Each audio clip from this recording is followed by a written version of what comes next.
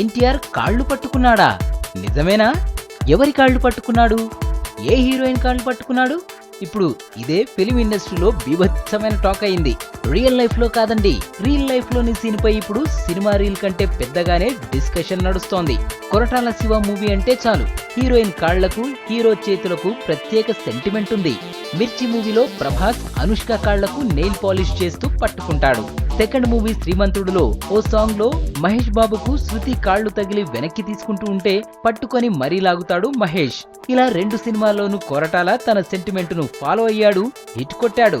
ఇప్పుడు జనతా గ్యారేజ్ లో ఎన్టీఆర్ ఏ హీరోయిన్ కాళ్లు పట్టుకుంటున్నాడు అనేది పాయింట్. సమంత, నిత్యా మీనన్ ఇద్దరు నటిస్తున్నారు. ఇద్దరిలో ఎన్టీఆర్ ఏ హీరోయిన్ కాళ్ళు పట్టుకుంటాడు?